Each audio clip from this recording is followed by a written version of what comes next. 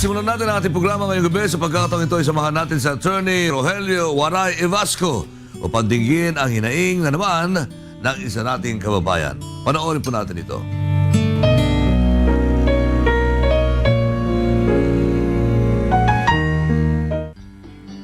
Magandang gabi mga kaagapay. Ito na naman sa Atty. Waray.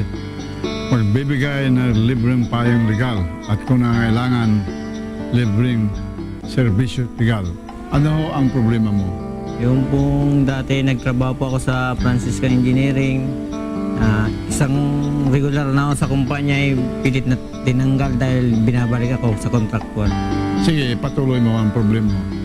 Nung hindi pa ako pumirma ay gusto nila akong tanggalin na. Nagpatanggal na lang ho ako kasi kaysa yung ang pinipilit nila akong maging contractual na lang nila. Ilang taon na nung ikaw ay natanggal? 2012 po.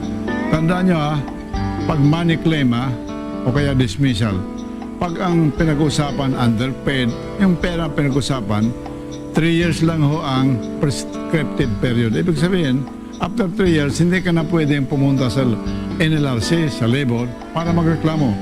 Ang dismissal naman ay 4 years. Pag ikaw ay na-dismiss, magbilang ka na nasa loob pa ba ng 4 na taon? Kasi wala sa labor code ang dismissal. Kaya civil code ang pinagbabasihan ng 4 years illegal dismissal. Ngayon, ang may tutulong namin dito, pwede ka magdemanda ng kriminal sa SSS para kriminal ho, kriminal yan, hindi lang labor case yan mas matindi ho. Naalala ko yung isang taxi driver rito, nanalo kami ng ₱250,000 dahil parehas na parehas sa kaso mo. Walang SSS pero more than 6 months na sa trabaho. Ano naman ang kinabubuhay mo ngayon? Nag-extra na lang akong karpentero. Ang pamilya mo ano? Wala, labandera o misis ko. Labandera? Opo. Ilang anak mo? 10 po. Ang gagawin natin, pupunta tayo sa NLRC, magpapal tayo ng kaso, tutulungan kasi napakaraming abogado.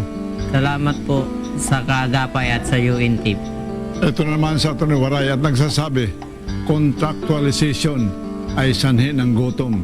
Dapat tapusin na yung congressman at sa mga senador, gumawa na tayo ng batas. Kawa-awa na ang taong bayan. Ito po sa Atty. Waray Evasco.